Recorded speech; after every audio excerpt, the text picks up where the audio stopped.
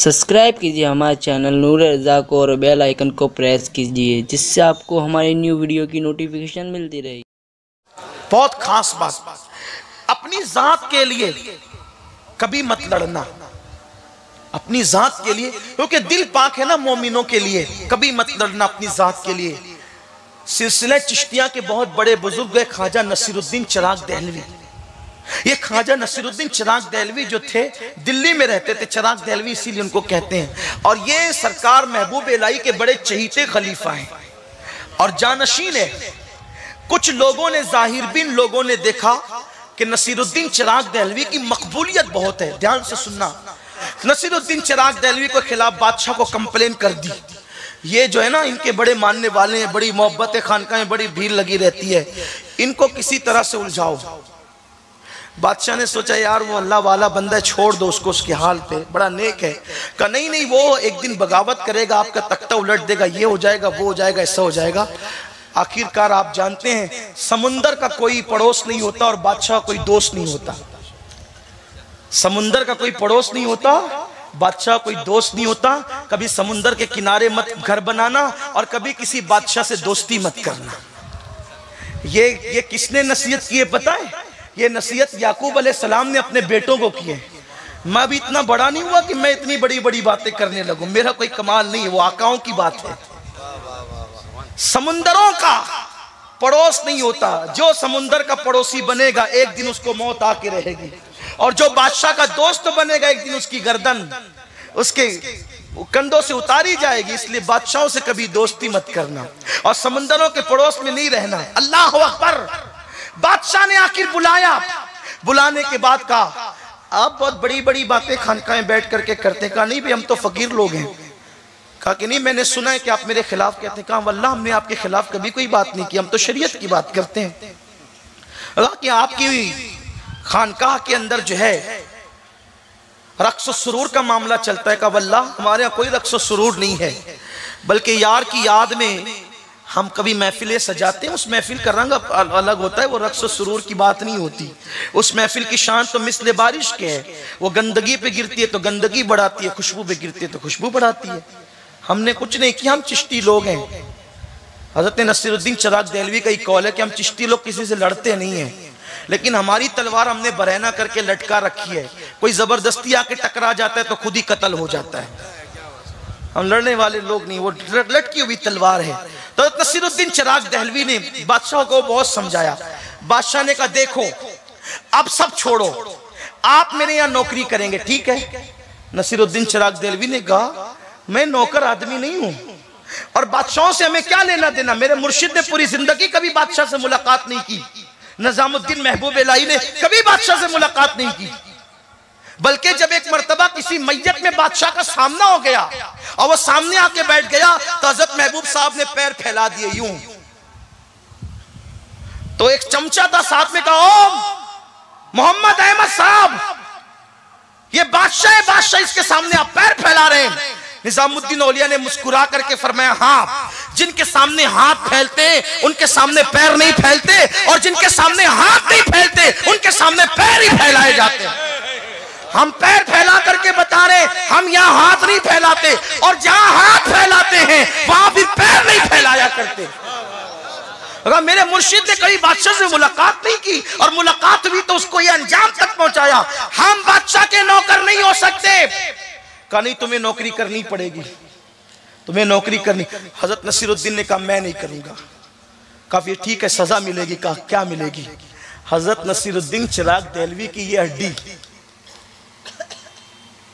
ये सीने की हड्डी जो नरम सी होती है ना, सीने की हड्डी, इस हड्डी में और इस हड्डी में उसने सुराख करवाया। बादशाह ने ये दोनों हड्डियों में, बहुत कठिन है डगर पनघट की, बहुत कठिन है डगर पनघट की। इश्क की मंजिलें इतनी आसान नहीं है कि बिरयानी और लड्डू और खिचड़ा खाने के बाद इश्क की मंजिलें मिल जाए। इश्क की मंजिल हंसने की बात नहीं है। आशिकों से पूछो कितनी कुर्बानियां दी है, जब कहीं जा करके यार का पता मिला है। इकबाल कहते हैं दो आलम से करती है बेगाना दिल को, अजब चीज है लज्जतें आशनाई। बादशाह ने दोनों हड्डियों में सुराख कराया, मुरीद तड़प गए। इसलिए कि पीर के हवाले से मुरीदों के जज्बात क्या होते हैं, और वो पीर कौन पीर है? हजरत बंदा नवाज गेसू दराज के पीर और मुर्शिद है। और ये बंदा नवाज गेसू दराज कौन है आप जानते हैं? बंदा नवाज गेसू दराज बुलंद परवाज शहबाज दक्कन, ये वो है।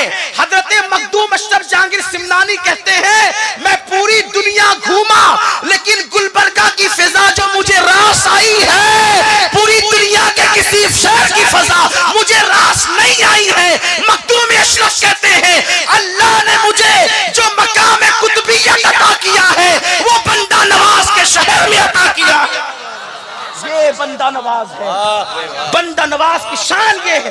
बंदा नवाज के पीरो मुर्शिद नसीरुद्दीन चिराग देहलवी जब दोनों हड्डियों में सुराख करके जंजीर डाल दी गई, जंजीर चैन डाल दी गई, मुरीदीन तड़प गए। कहने लगे हजरत इसके लिए बद्दुआ करो। फरमाया कुछ भी है लेकिन मुसलमान है, हम अपनी जात के लिए बद्दुआ नहीं करेंगे। ये जो कर रहा है ये इसका अपना मामला है, हम तो दुआ ही करेंगे अल्लाह इसको हिदायत अता फरमाए। और उसी जंजीर से आपको लटका दिया गया। बहुत तकलीफ में थे, लोग कहते रहे बद्दुआ कर दे, नहीं हम बद्दुआ नहीं करेंगे, हम बद्दुआ नहीं करेंगे। आखिरी तक बद्दुआ नहीं की। आखिरकार बीच में कुछ लोगों ने मुदाखलत की और कहा एक काम करें, नौकरी नहीं करें, इतना कर दिया करें कि बादशाह जब कुर्ता पहना करे, कुर्ता तो आप वो कुर्ता पहना दिया करें। इतना तो कर सकते हैं ना, बादशाह को कुर्ता पहना सकते हैं। नसीरुद्दीन चिराग देहलवी ने कहा ठीक है कुर्ता पहना दिया करूंगा। अब कुर्ता पहनाने की बात आई तो कुर्ता पहनाया, बंद बांध दिया, बादशाह चला जाता था। कुछ चमचों ने वर्गलाया, कहा कि आसान ड्यूटी है, ये बहुत चैन से हो रही है और सुलह के हालात पैदा हो रहे हैं। तो वर्गलाया बादशाह को और कहा कि एक काम करते हैं। बादशाह कहते हैं कि कुर्ता पहनने इतनी देर से आना कि असर का सूरज गुरूब हो जाए और नसीरुद्दीन की असर छूट जाए। ध्यान से सुनो, अल्लाह वालों के दिल जात के लिए नहीं यार के लिए किसी से दोस्ती और दुश्मनी करते थे। क्या हाल है? कहा लेट आना। बादशाह को नहीं बताया कि असर छूट जाए, बल्कि बादशाह को कहा कि लेट आ, और खुद लेट लाए। इतनी ताखीर से लाए। नसीरुद्दीन चिराग देहलवी खड़े रहे, आंख में आंसू आ गए, या अल्लाह मेरी असर, मेरी नमाज। हत्ता के मकरू वक्त शुरू हो गया, तब बादशाह आया। जब बादशाह आया तो नसीरुद्दीन चिराग देहलवी ने पहनाया, और पहनाने के बाद नमाज छूटी नहीं थी, मगर मकरू वक्त आ गया था। और अल्लाह वाले मकरू वक्त में भी नमाज पढ़ने से बचते थे, ये उनका तकवा है। मकरू वक्त आ गया था, तब नसीरुद्दीन चिराग देहलवी का दिल जल गया कि पूरी जिंदगी जिसकी कभी तहज्जुद फौत नहीं हुई, आज मकरू वक्त असर का आ गया, वो भी असर जो सबसे आला खतर की है। मकरू वक्त आ गया तो नसीरुद्दीन चिराग देहलवी ने बंद बांधते बांधते एक जुमला कह दिया, बांधे नसीर, बांधे नसीर और खोले गस्साल। यानी जो बादशाह की गुंडी और बटन में लगा रहा हूं, बंद बांध रहा हूं, नसीरुद्दीन बांधेगा। और अब इसको खोलेगा कौन? मैयत को गुस्ल देने वाला गस्साल। बांधे नसीर, खोले गस्साल।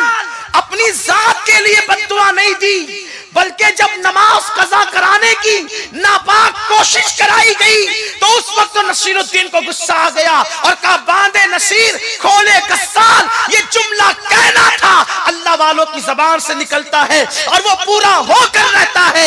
ये कह दिया। उसी रात को बादशाह के सगे बेटे ने उसकी गर्दन उड़ा दी और दूसरे दिन को तख्ते पे लिटा करके वो बंद जिसने खोला वो मैयत नहलाने वाले गस्साल ने खोला। लेकिन ये मर्तबा उन्हीं लोगों को मिलता है जिनके दिल कीनों से पाक हो जाते हैं, उनके दिलों में यार बसता है। अल्लाह से दुआ है अल्लाह मुझे आप सबको तौफीक दे, गुफ्तगू के दरमियान कोई गलती अल्लाह माफ फरमाए।